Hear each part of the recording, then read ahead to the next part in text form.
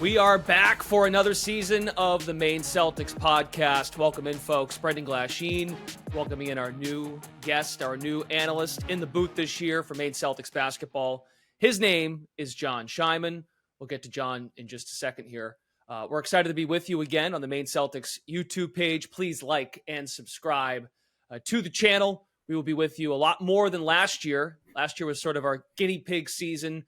But the Maine Celtics, as we know, gave us a fun ride into a very long playoff run into the month of April, and coming up just a little bit short, one win short of a G League championship. As we know, they took care of business in Boston, and they won the NBA championship, Banner 18. So a lot of winning times here with the Celtics organization, and we're excited to have you throughout the course of the year. We'll keep you updated on how often we will be with you in the podcast form. So we're excited to be with you all. John Scheinman is the new color analyst in the Maine Celtics booth. This is my fourth year coming up with Maine. John and I go way back. We worked together at the University of New Hampshire, calling basketball games for their digital platform. And John is a former coach. I'll let him dive into some of the particulars. But John, it's great to have you. We're very excited about having a season together in the booth. Really excited to be working with you again, Brendan, and really excited to watch the Maine Celtics. Phenomenal period in the organization's history. I mean, sky's the limit. They are the model for both the NBA and the G League. So this should be a really exciting season. Former head coach at Plymouth State. Just give us a couple of tidbits on the background so folks are convinced that you know what you're talking about. Thanks, Brendan. I've had the privilege actually to coach at every level, Division 1, 2, and 3, head coach in Division 3, and no stranger to the Portland Expo. 30 years ago, I coached at St. Joseph's of Maine. And in fact, the 92-93 season, I believe we cut down the nets in the Portland Expo for winning the NAIA New England Championship. So really excited to be back in Maine, as I mentioned, and excited again to be working with you.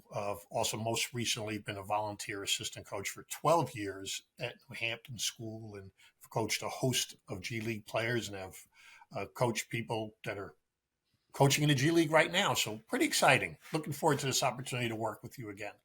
Love it. Cutting down the nets. There's championship pedigree from John inside the Expo. So that works out in everybody's favor.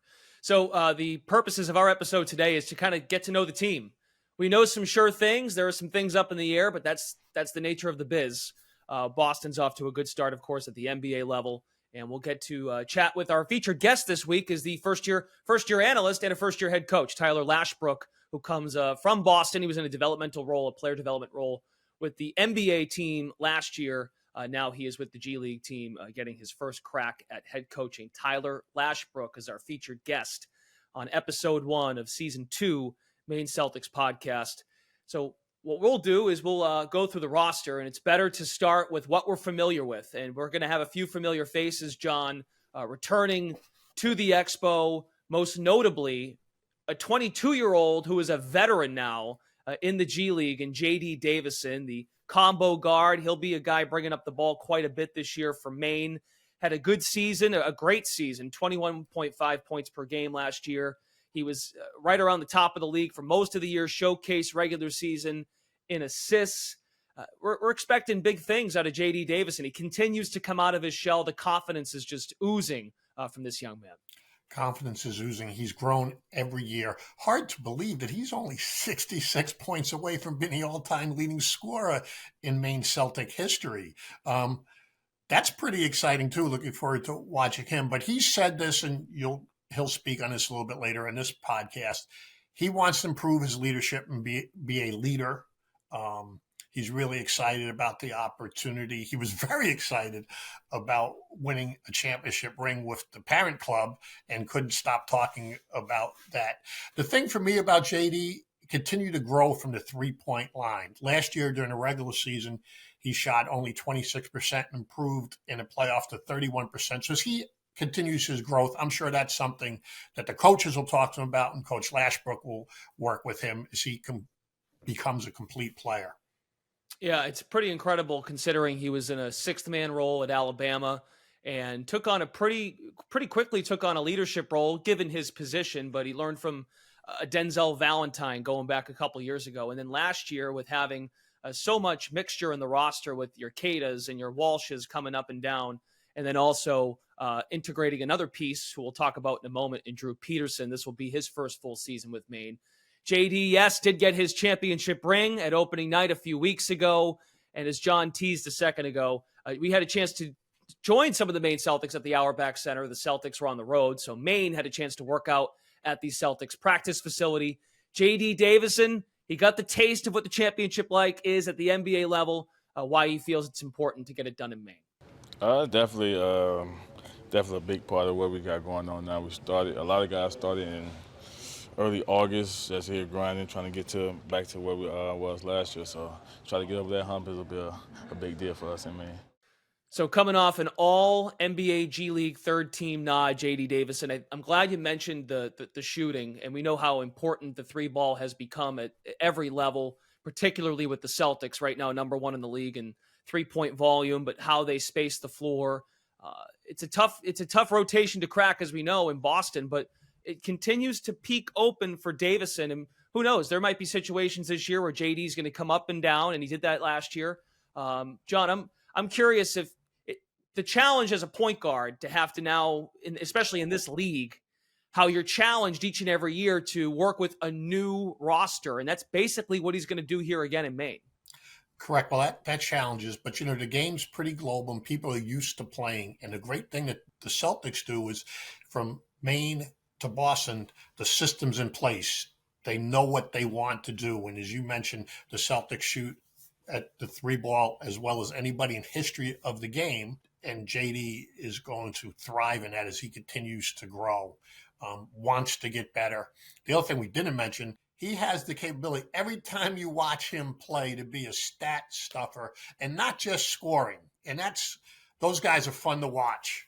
Yeah, he had a breakout really the beginning of the year, of course, going into the showcase, and then out of the showcase, really the team as a whole clicked, but Davison was a big contributor and a key cog in the Celtics run, the Maine Celtics run to the G League championship. And so Brendan, you mentioned a showcase. JD did shoot 41% from three in the showcase, so proving that he can do it. And just as, mind you mentioned this earlier, he's only 22 years old. Future's very bright for that young man. So we're used to JD Davison in these parts, and we're looking forward to another season from him. Joining him, Drew Peterson, who was signed last year by the Boston Celtics to a two-way deal in mid-December. So Drew's story is amazing when you consider how he finished his college career at USC. He's from Chicago, and he was in Sioux Falls with the G League Miami Heat affiliate, the Sioux Falls Skyforce. Drew gets the phone call. He packs up all his stuff, and he's making the drive. I believe Sioux Falls was on the road when he got the call to Boston, signing to a two-way. So he had to drive straight to Portland and had to assimilate very quickly. But as we know, sort of in the same, not of course the same build as far as their body types, but Drew is also kind of a do-it-all guy, as we saw last year. More notably in the regular season, the showcase, he was still trying to get used to his teammates, and that's a credit to the former head coach who's now in Charlotte, Blaine Miller, for getting those pieces in place and making it work. Drew Peterson last year in Maine, about 16 points per game, 7 rebounds, 5.5 assists, shot the three at 36%. I've come to find with Drew, John Scheinman, and we've watched players together at the college level too. Drew is almost he's unselfish to a fault sometimes. He loves getting guys involved. I'm curious now to watch Drew and how his game grows. Well, Drew, at 6'9" with guard skills, the future's very bright for that young man.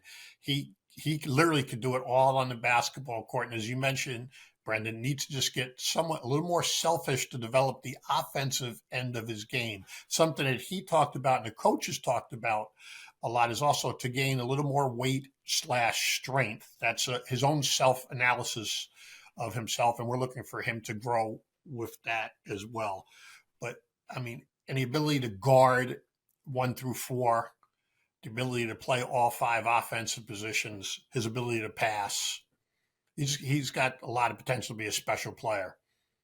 Doesn't hurt either when you're getting to camp in the late part of the summer, early fall, and you're at the Auerbach Center and you're practicing with the likes of your Tatums and Browns, and you're getting you're probably humbled right away to how to become a really elite wing player and to crack an NBA rotation. But it makes a lot of sense to me. I know that you had some ties to the Miami Heat organization going back a bit, but it makes sense why Sioux Falls, before any sort of two-way commitment, he was just on a G League standard contract. But it made sense to me that Sioux Falls, the Miami organization, was high on a Drew Peterson, because it makes you think about other guys at that level in that organization as to why he could be, as an undrafted guy out of USC, could be an NBA player. Well, Brendan, you know me well, and I didn't want to mention my connections to the Heat organization, but yes, and they don't miss. They do a great job in developing guys, as do the Celtics. So to your point, it makes perfect sense that Drew Peterson would be offered a two-way contract by the Celtics, to his credit, and that's a credit to both of those organizations. So while it's just his second season as a pro, he's the vet, really. When you just talk about age, he's another vet, one of 4 returning players for the Maine Celtics. Drew Peterson, also at the Auerbach Center, leading the way. He's showing guys around the facility. Here's Drew on what he expects from himself this year.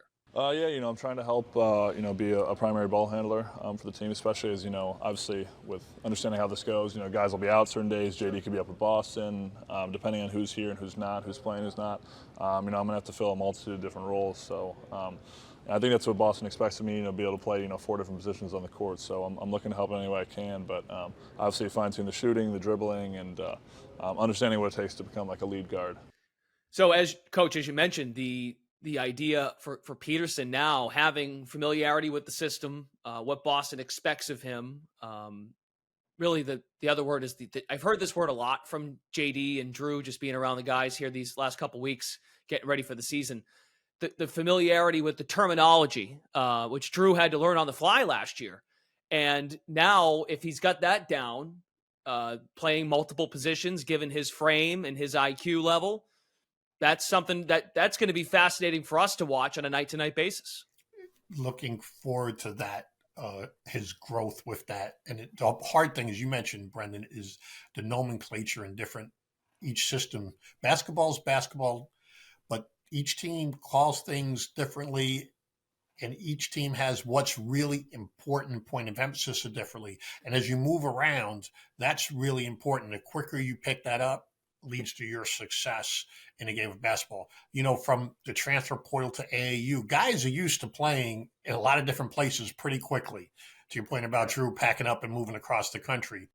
Without question. Now, there's a young man coming into the Celtics organization who negates both of those things. He played for Mark Few for 5 years at Gonzaga. Anton Watson, Boston Celtics second-round pick. He's at 6'8", 235, a 5-year career at one school, which we don't hear that as often as we used to in the college basketball ranks. But Anton Watson just kept getting better every year at Gonzaga. Another deep run with the Zags, 14.5 points per game, about 7 rebounds, 58% from the floor, versatile big. Look, I'll tell you this, as a fan of the organization, as a fan of the Celtics, curious, Al Horford's getting up there. Neemias Queta's thriving. We saw him in Maine a couple times last year. You've got Porzingis, of course. We're waiting for him to return.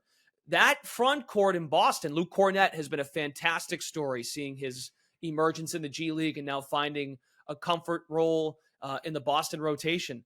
Anton Watson's got an opportunity here in Maine to really hone his skills, and if all goes well over this next year or two, who knows? But this is a position I feel that the Celtics found was important, and they're going to focus on getting Watson ready to join what is a loaded big man room when on the floor healthy. But this Anton Watson, what impresses you about his game coming out of Gonzaga? Well, what impressed me about his game is everything. He can guard 5 positions. He plays every play like it's his last. Fearless rebounder, unselfish, works hard. And as you mentioned, he's a winner, as most Gonzaga players are.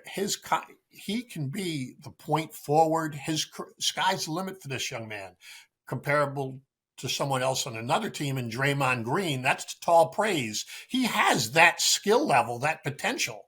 I mean, I'm really excited to watch him play and to watch him grow. You can't teach rebounding. He's fearless. And the unselfishness, as I mentioned earlier, is sky's the limit for that young man. when we had a chance to talk to him the other day at media day, the internal Maine Celtics media day. He didn't know what to say. He was speechless when Brad Stevens called him on draft night. But from behind the curtain, when we saw Anton and the other Maine Celtics at the Auerbach Center the other day, we asked him about what the messaging has been from not just Brad Stevens, but Joe Mazzulla as he gets ready for his rookie season. Yeah, I think it's been the same message from when I first got here, shooting more threes, being ready on the offensive end to score, and just doing the little things, rebounding, crashing every time, playing defense, being able to guard 1 through 5. So I think they're just keeping an eye on that and make sure I get better at those things. So he leads off right there with shooting more threes. And if you just go back and look at his 5 years at Gonzaga, of course, the playing time goes up, expectations change. And you know this from coaching in programs. As you grow through within a program, your expectations on a statistical basis is important, but also, as you mentioned, the leadership and how you kind of get the most out of teammates, specifically on the three. Shot 41% from three this past year, but it went up. The percentages went up every year, all 5 years. Just another guy that on a night-to-night basis, we don't know necessarily. It's going to rely a lot on who the opponent is and what their personnel looks like. But Anton Watson in the G League, he should be. And also, not to mention, you mentioned the winning program at Gonzaga. They've had a track record, not just, of course, in the NBA, but guys go in the G League all the time from the Gonzaga program. And Anton, because of his ability to shoot the three, he could have a very long, successful career in the NBA. You mentioned his leadership.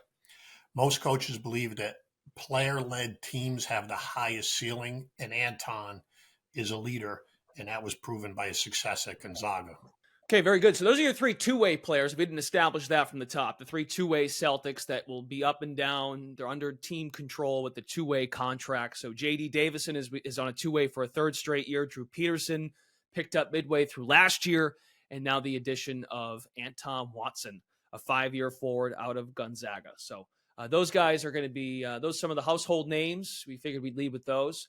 Let's discuss just for a couple minutes here. And again, Tyler Lashbrook is our guest this week on our first episode, our kickoff episode for season 2 of the Maine Celtics podcast.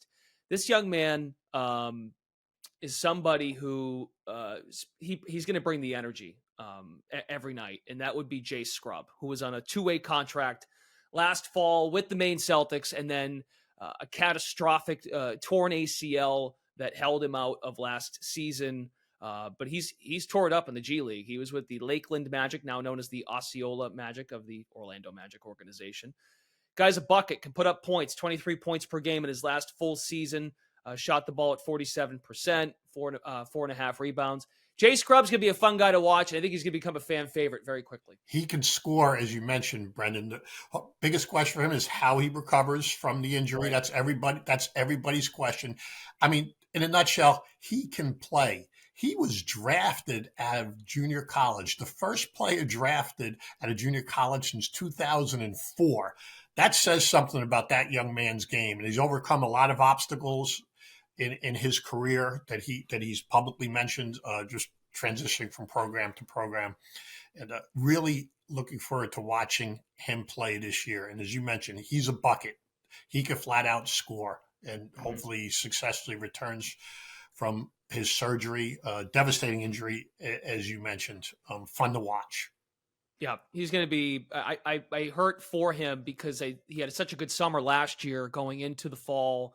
And when everything just gets kind of taken away from you like that, how do you channel it? And you mentioned his junior college story. He talked about this to us the other day on Media Day. Just those are some things that he kind of keeps in the back of his head. He's always been with that underdog mentality, which I know is cliche, kind of gets used a lot in pro sports, really all sports, which is, I get it for athletes' sake. They got to have something to give them the itch and to channel something. But Jay's story is phenomenal. Former 2nd-round pick of the Nets.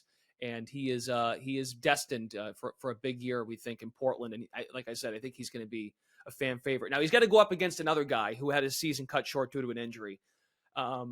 John, I think you're going to love this guy. Jordan Shackle is back in the G League. This will be his 4th season in the G League overall. 6'6" guard out of San Diego State. He's bounced around quite a bit with Santa Cruz and Capital City, which spoke volumes to me about Jordan Shackle, who can shoot the three at a very high clip, 40% last year. Shaq was injured about midway through January, and he had to go have an operation done and handle his business. But what impressed me the most about him, and what speaks volumes about him, is he was present at the Expo at the end of March and in April during the playoff run, and he was MIA for a couple weeks, of course, taking care of his body and so on and so forth. But just walking up and down throughout the building, just seeing the smiles and the excitement from his teammates that he was around to be present. Shaq's got a lot of respect in that locker room, and I think he's got a lot of respect around the G League from his peers. So, and he's a great kid. He's got a great smile. Jordan Shackle is healthy. He's had a great camp so far. Looking forward to meeting him and watching him play. As we talked about earlier about Watson and others, the ability to shoot the three and the Celtics philosophy and the way the game is played, that will keep you in professional basketball for a long period of time. And the same thing.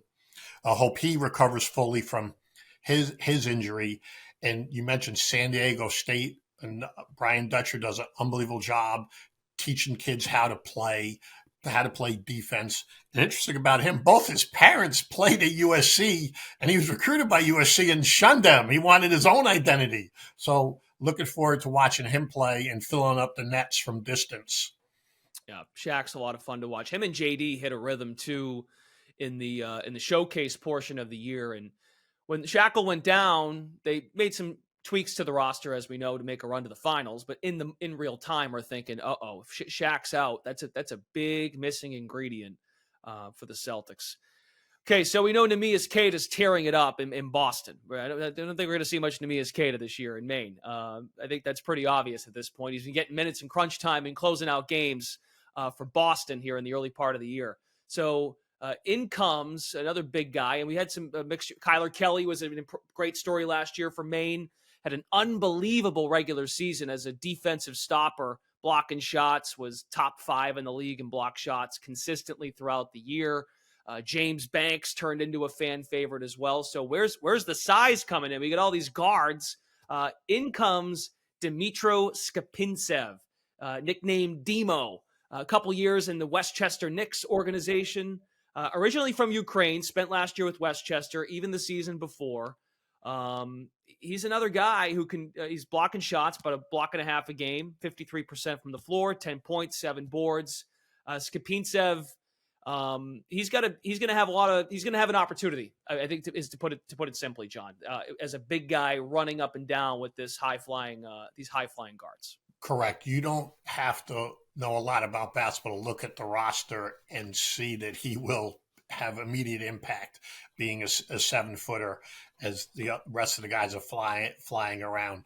His sky's the limit. He had a great year last year for the Westchester Knicks, and looking for that to continue for the Maine Celtics. His ability, teammates love him, and that's when guys like playing with you. That's the greatest compliment. And his teammates have really enjoyed playing with him, is what we hear from the folks in New York. So that's a pretty cool compliment to Demo. Yeah, big guys in Maine have had, going back to Fee Kabengele a few years ago, former first-round pick, rim running bigs, and I think as a defender, something that I watched, just watching Cornette too on the offensive end in Boston. Cornette was so good as a rim roller and pick and rolls, how he can initiate some offense as well. I mean, Skapintsev, this might get buried in his stat line, just under 3 assists a game. The Celtics like bigs that know how to find guys on and off the ball. Correct. And the big thing, like you mentioned, Cornette and Demo, they could pass and they have great hands. Nothing's more frustrating when you throw the ball to a big fella and the hands don't work. Sky's the limit for Demo because he just knows how to play, like a lot of European guys used to passing. He should have a great year in Maine because of his unselfishness. No doubt about it. Dmitro Skapintsev, third year coming up in the G League, is first with the Maine Celtics. He started playing basketball at a very young age in Ukraine for about 7 years, as John mentioned, at the professional level. So we're looking forward to watching how he kind of fits in. We could spend all day going through the roster here, but a couple other guys, John, that you wanted to kind of shout out here that we'll be keeping our eyes on. And go ahead. Well, Brendan, you know me well. I love guys that play both ends of the floor and are grinders. So really, Ron Harper Jr., close to the staff at Rutgers, and he just plays hard and fearless. He has good basketball pedigree. That's not because of his parents, just because of his playing at Don Bosco Prep in the AU circuit and at Rutgers, as well as Hassan Ward from Iowa State. And he had a great preseason, I've been told. Really two-way player. And what I mean by that is offensively and defensively, just gets it done, plays hard, competes. Both these young men know how to pass. Great roster in Maine this year. I'm excited. I mean, here, that was the other thing, and we'll get to Tyler Lashbrook, the first-year head coach, here in just a moment. John, that's really why I want to tee it up for you. When you put these puzzle pieces together, we heard this a lot. You hear it a lot in sports too, when teams think they're going to be pretty good. We look good on paper, and of course, we got to see what happens when the games start. But this collection here in Maine, I think folks in Boston have talked about it. They're talking about it already at the Expo. But what do you make of the mix of the pieces? A lot of pieces. Really kind of jealous for Coach Lashbrook. He's got a lot of pieces to put the puzzle together. He can match up with anybody. If some guys are having a tough night, he could go to a different guy, different matchups depending on what the opponents bring in. And, Coach Lashbrook, he's going to take great pride in developing these guys and continue their growth as players and people. And that's a credit to the Celtics organization. You've mentioned a few times, but the word I'm going to use is culture. They have a winning culture, and they are the model of a winning culture, following in the Warriors model. And Joe Goodrich shared this with us earlier, and I did not realize that. The only team that won the G League and NBA championship same year was the Warriors. Now, the Celtics came close last year, so maybe this year they could be the second team to do that. And my point is not putting too much pressure on Coach Mazzulla or Coach Lashbrook, but expectations are high, and that's a good thing. That's a privilege and a credit to the Celtics organization. Yeah, just to kind of piggyback off your point about Ron Harper Jr., he was on that Toronto Raptors G League affiliate, the 905 last year. They were ravaged by injuries and really couldn't get on the same page. Ron had a shoulder that had to shorten his season a bit as well. So we've got some stories here with Scrub and Shackle and Harper, guys coming back. That could take some time. So as far as the top of the roster is concerned, J.D. Davison, Drew Peterson, and Tom Watson, those guys are going to be they're going to be anchors, I guess, early part of the year to get those other guys acclimated and back into the mix. But yeah, you said it with Ron Harper Jr., and he's been part of really good teams. Jay Scrubb's been part of good teams in the G League. The most connected teams come February out of that All-Star break.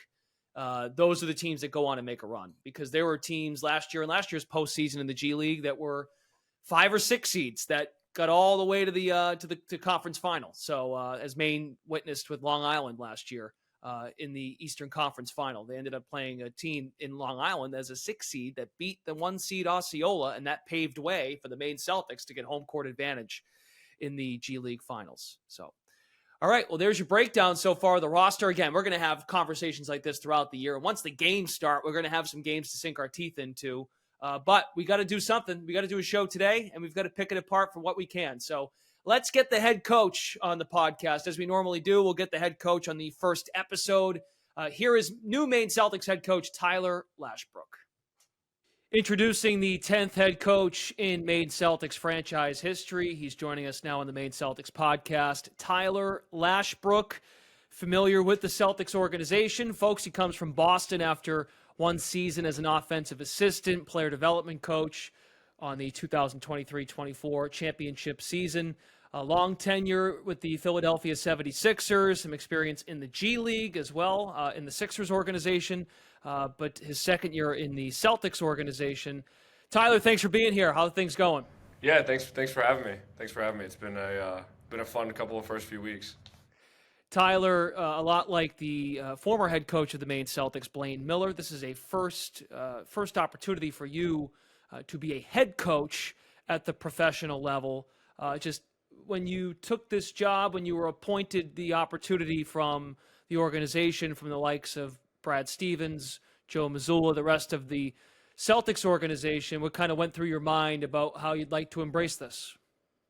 Yeah, I mean, there's a lot of things that sort of went through my mind in terms of what the opportunity meant and the responsibility of that opportunity.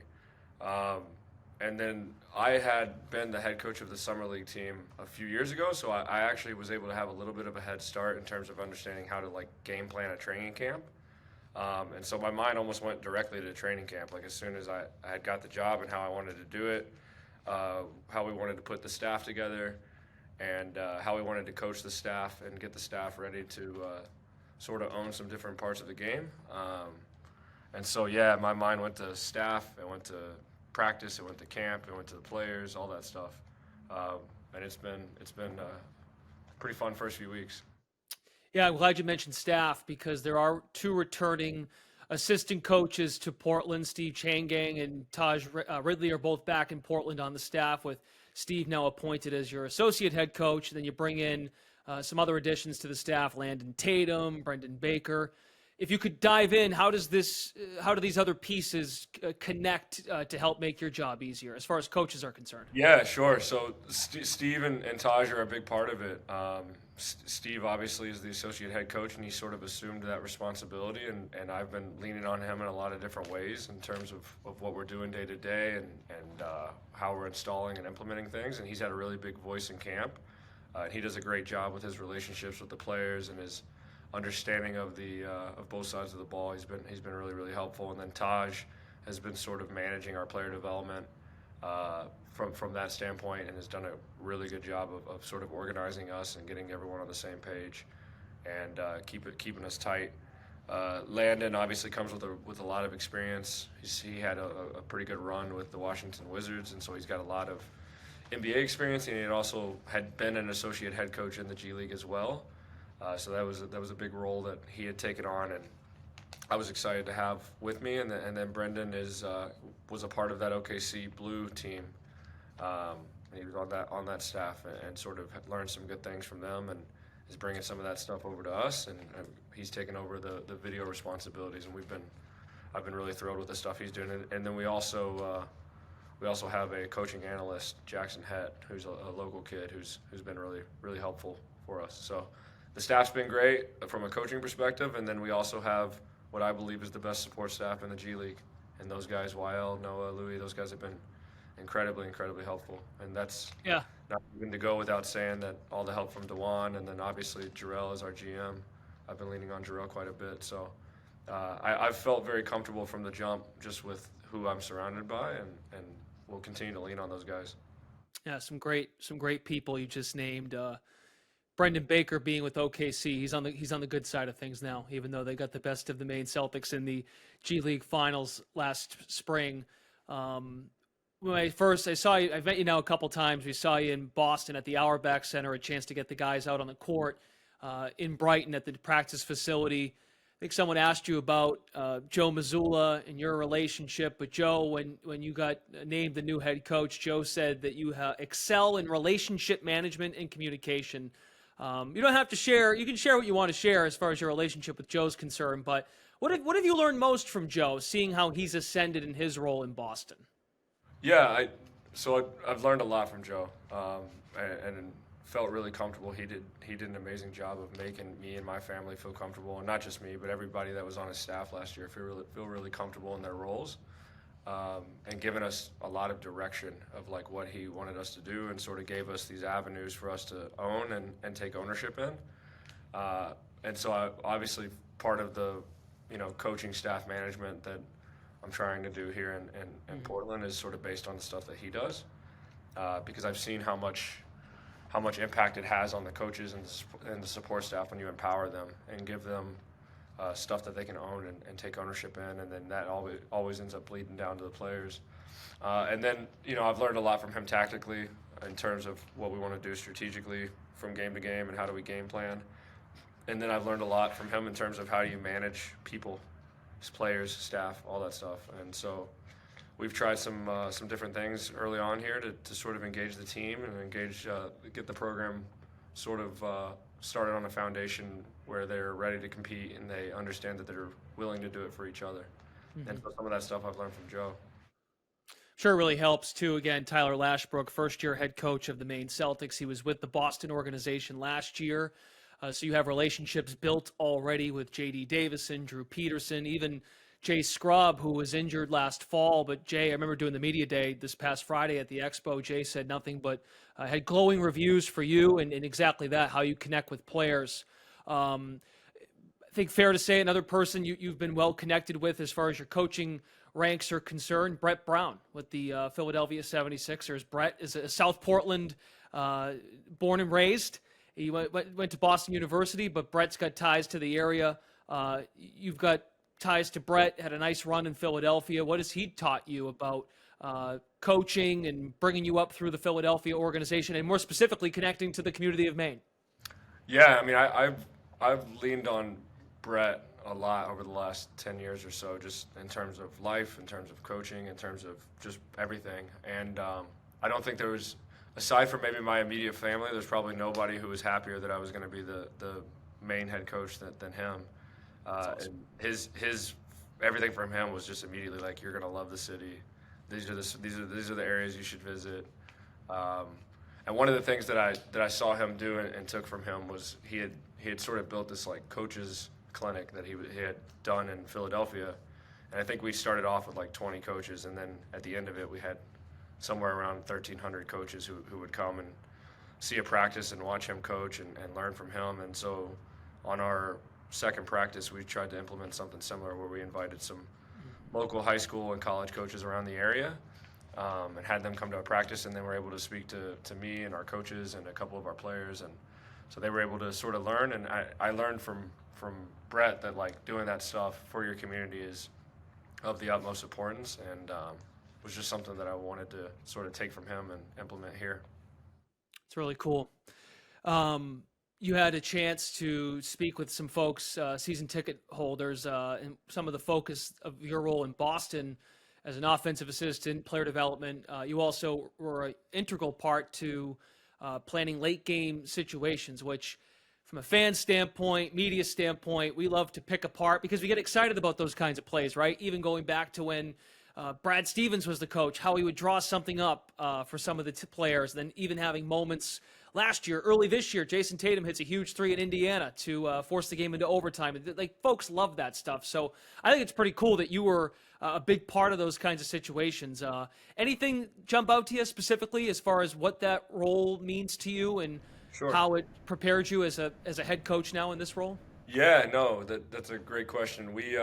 I was, whenever Joe had sort of came to me and said that was the area that he wanted me to focus on, I was extremely excited. I mean, I'd spent so much time with Brett and with Doc as a video guy those first few years, and then a coach the latter years, and so I was always sort of in the video role, like doing that for Brett in some ways at a lesser level, but finding him different plays and different things that we should be highlighting or different situations that we should be aware of. And so I felt pretty comfortable taking over that role here in a bigger voice whenever I was with Joe. And again, it kind of goes back to like what I said about what I've learned from him is just empowering people and watching them sort of grow is just is a real blessing.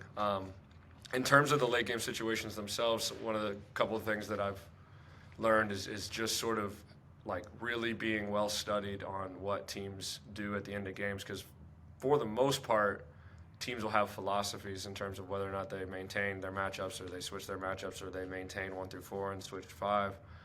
And once you sort of understand that, if you're well studied enough to understand that stuff, you can then kind of go into your database of stuff that sort of attacks that. Mm-hmm.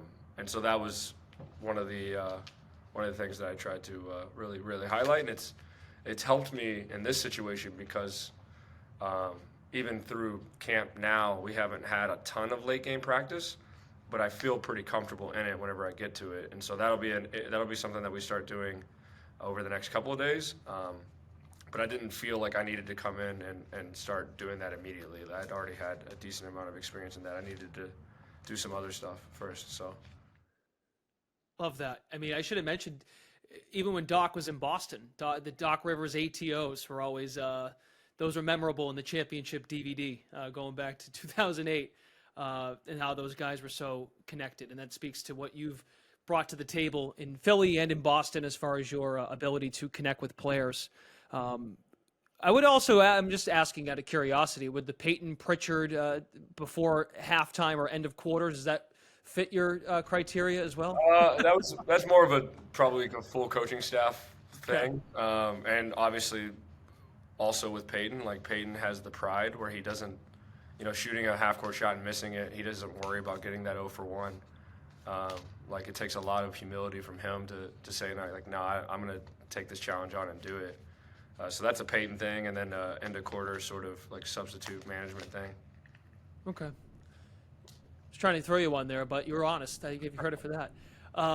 These past few seasons, let's talk about this team, the Maine Celtics for 24-25. As much as folks want to reminisce on the finals, and the same could be said for Boston. You're champions, but now we're on to a new year. We flipped the calendar, and now the quest, as Joe Mazzulla said, they don't want to defend it. We want to attack it like we haven't won anything yet, which I admire. I think that's a great way of looking at it.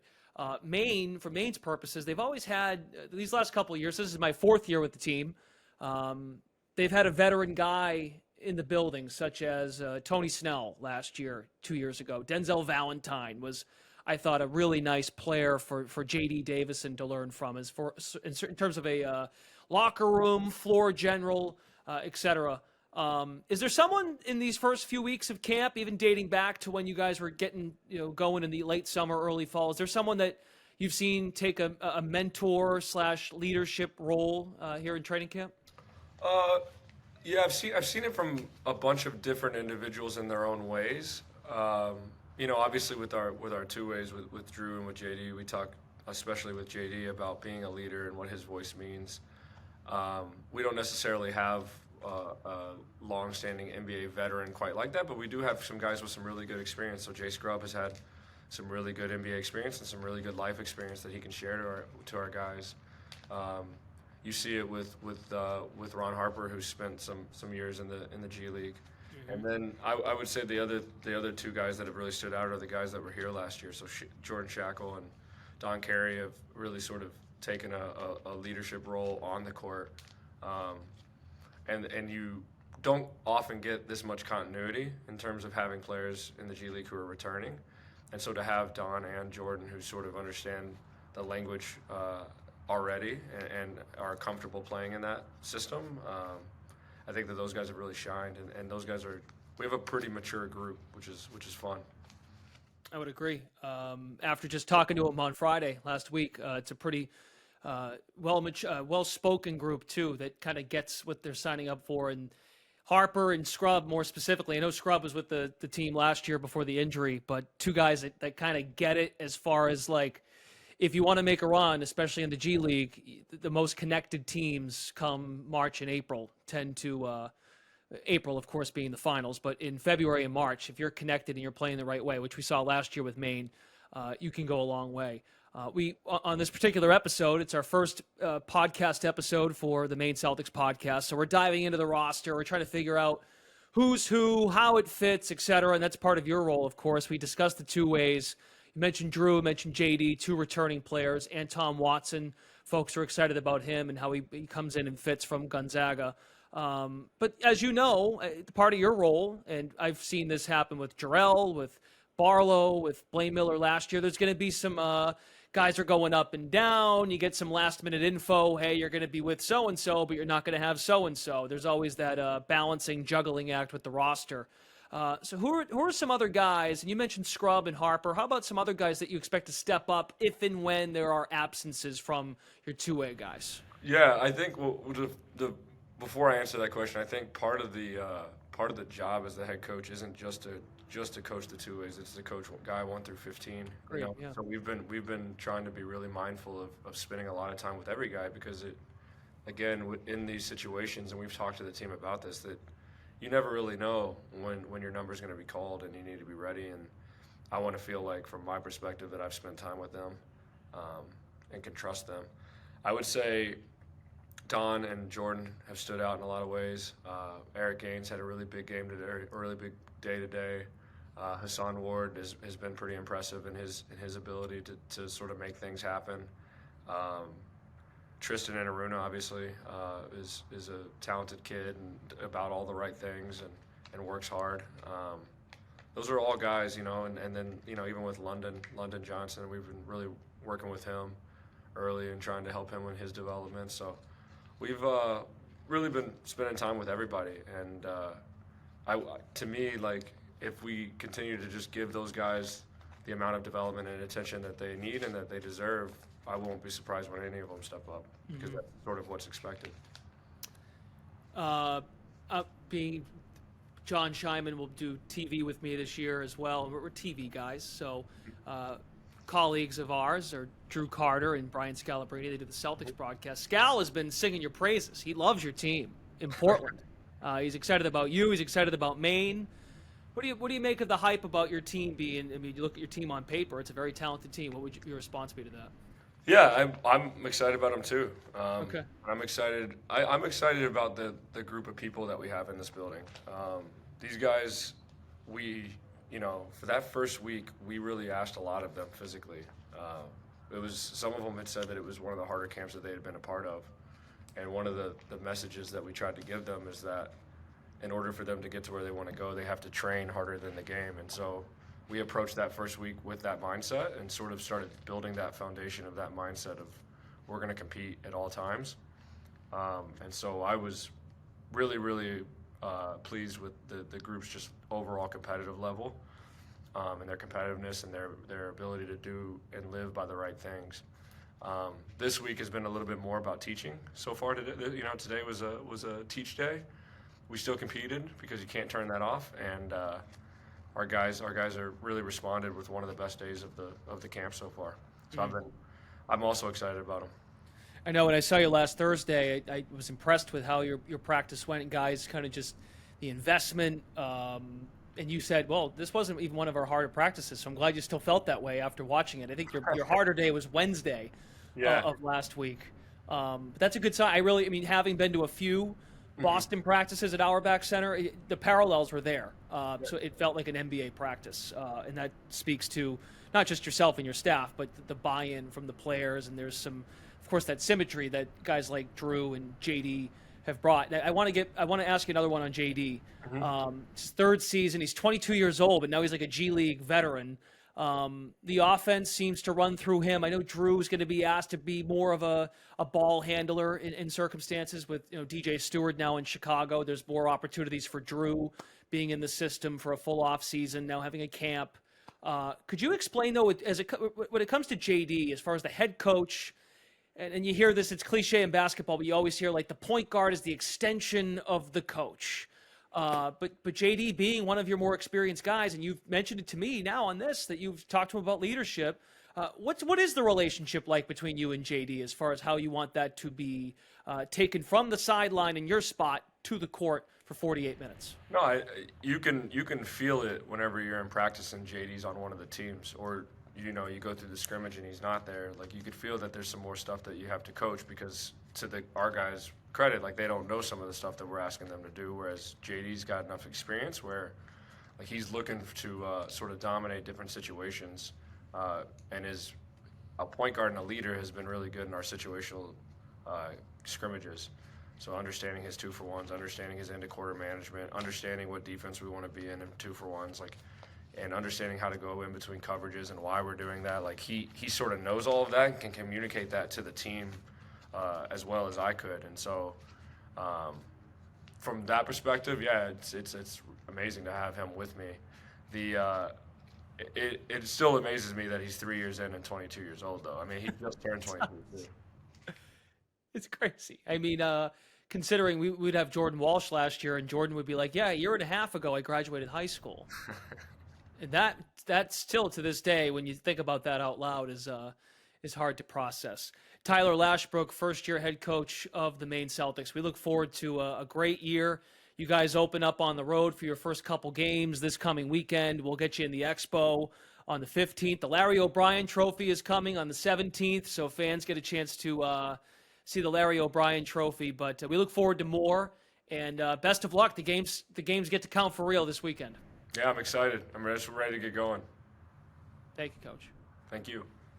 Okay, thanks very much for Coach Lashbrook joining us. Very excited to get to know him throughout the course of the year, coming from Boston in a developmental role to still in a developmental role, but to now be the head coach of the Maine Celtics. Maine hits the road to open the season. They're at Long Island on Friday, and then Delaware on Monday, Veterans Day, 7 o'clock Eastern for that game on Monday. And then our debut together, John, in the booth will be Friday, November 15th, when the Maine Celtics welcome in the Westchester Knicks for a pair of games.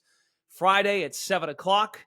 We will be, on a local basis, we will be on NBC Sports Boston, home of the Boston and Maine Celtics. Boston plays Saturday that weekend, so it actually works out very well. Friday, Saturday, Sunday, you get Maine, Boston, Maine. Sunday will be special as well because the Larry O'Brien Trophy is going to make its way to the Expo on Sunday for the 1 o'clock tip against Westchester. That's pretty cool. I'm excited for that. I'm really excited to see the Larry O'Brien Trophy and get my picture taken with it. That's not an everyday opportunity, folks. NBA's version of the Stanley Cup. It's pretty nice trophy, and encourage everybody to come to the Expo on both Friday and Sunday.